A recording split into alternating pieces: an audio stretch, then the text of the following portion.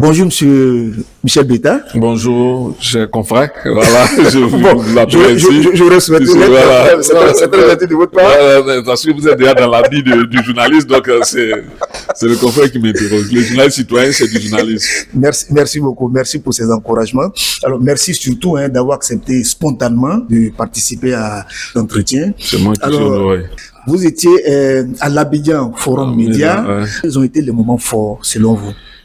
Pour le dire, je tenais encore à saluer le groupe intelligent d'Abidjan qui organise ce type de rencontre-là en vue de permettre aux professionnels des médias et non professionnels des médias, c'est-à-dire avec le grand public, de se rencontrer pour échanger sur des thématiques assez précises. Cette fois-ci, nous avons eu droit à, nous avons réfléchi, si nous y étions, nous avons réfléchi à la thématique de l'apport des hommes de médias pour des élections apaisées. Et moi, je pense que c'est déterminant. Les hommes de médias, vous savez, comme on parle d'information, on parle de pouvoir de l'information. Parce que souvent, on nous dit dans nos écoles, quand celui qui détient l'information détient le pouvoir.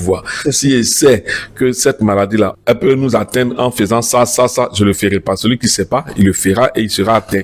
Donc voilà un peu, quand tu détiens l'information, tu détiens le pouvoir. Il faut encourager ces hommes de médias-là à prendre toute leur place, toute leur responsabilité dans la préservation du climat social. Et c'est ce que l'Abidjan Forum Média nous a permis de partager avec le grand public, entre nous, hommes de médias. Okay. C'est pour dire que Abidjan Forum Média est à sa 4e édition et c'est une rencontre pour réunir tous les acteurs des médias qui vont rencontrer dans une salle et ceux qui sont même pas des médias, le grand public, ensemble, ils vont échanger sur des questions. Ils ont échangé sur des questions concernant la vie de la nation, concernant notamment les élections en Côte d'Ivoire, et chacun a pris pour son grade.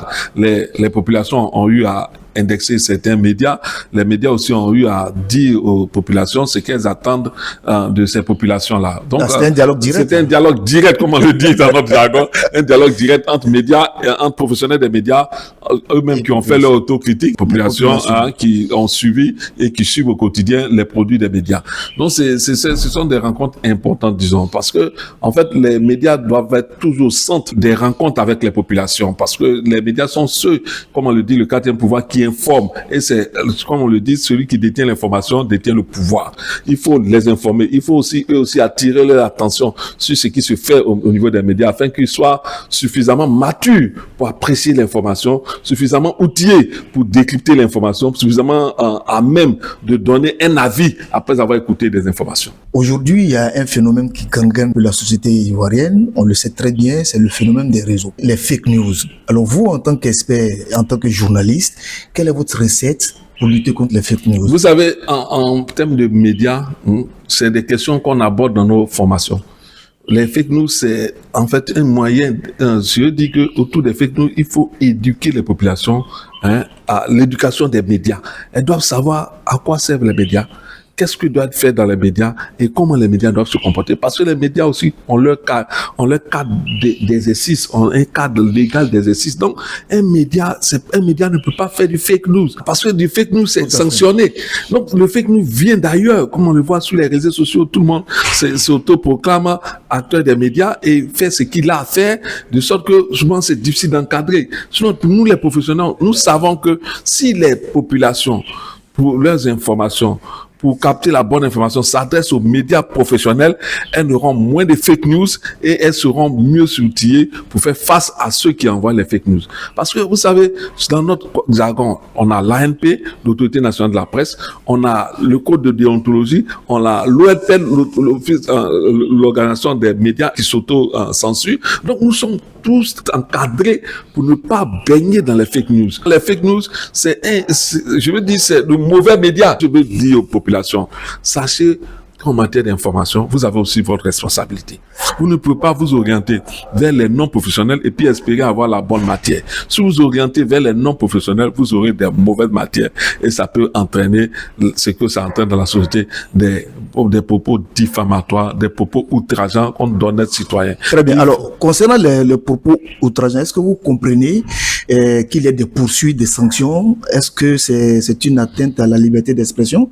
Ou bien vous pensez que ça pourrait permettre de réguler un peu les fake news? Vous savez, moi j'ai une manière d'apprécier les informations, notamment les fake news. J'ai dit, quand on est dans la rue, on entend tout. Quand on est dans la rue, on entend tout. Les réseaux sociaux apparaissent pour moi comme la rue. Mais c'est pas parce que tu es dans la rue, hein, que si tu veux avoir une information, tu vas pas aller vers ceux qui sont habilités à te donner une information. Donc, c'est pourquoi je parle de la responsabilité des populations. Moi, je vais vous dire, moi, dites-nous. Ouais, je vais vous dire, si quelqu'un s'exprime sur les réseaux sociaux, qui les juge, moi, je ne le suis plus. C'est ma manière de sanctionner. J'ai dit que je ne suis plus ceux qui insultent. Non seulement vous ne suivez pas, mais vous ne partagez pas aussi. Donc, je dis même d'abord, mais je ne l'écoute plus. Donc, la première fois que je vais t'écouter, si tu es insulté, je ne t'écoute plus, quel que soit ce que tu as dit. Très Donc, bien. bref, je dis qu'en fait, chacun a sa responsabilité. Moi, je suis de ces citoyens qui pensent que la responsabilité est d'abord individuelle avant d'être collective. Si chacun joue pleinement sa partition, la société sera mieux conduite. Quel rôle vous allez jouer? Parce que vous êtes souvent très indexé par les populations, c'est vous qui mettez le feu, vous êtes des journalistes mille collines. Non, nous allons jouer le rôle que nous jouons toujours, c'est-à-dire donner la bonne information aux populations. Et ça, nous ne pouvons pas changer. Mais ce que je veux dire aux uns aux autres, vous voyez, ces accusations que vous portez sur les médias, est-ce que vous pensez que c'est des accusations fondées? Ce n'est pas moi, hein, ce sont les populations. Je dis les populations. Est-ce que vous pensez que c'est des accusations fondées? Parce que les journalistes sont des professionnels.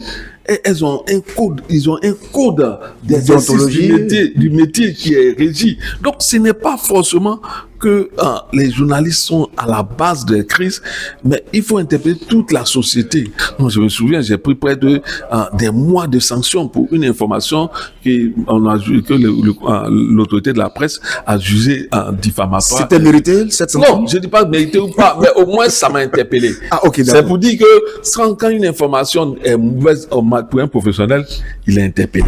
Et quand tu es interpellé, je ne pense pas que tous ceux qui ont été interpellés une fois par le procureur feront les mêmes actes que ceux qui n'ont jamais été interpellés. C'est pourquoi on dit, quand tu as vu le lion, tu ne marches pas, tu ne cours pas comme celui qui n'a jamais vu le lion. Aucun Ivoirien ne doit se déresponsabiliser dans la conduite de ce pays-là. Si on estime que les fake news se font, ce n'est pas du côté des médias. Nous, les médias, nous avons un cadre d'exercice de notre métier et nous tenons à y rester et à y demeurer. Pour l'élection, nous ferons, comme je l'ai dit, nous ferons toujours ce que nous faisons.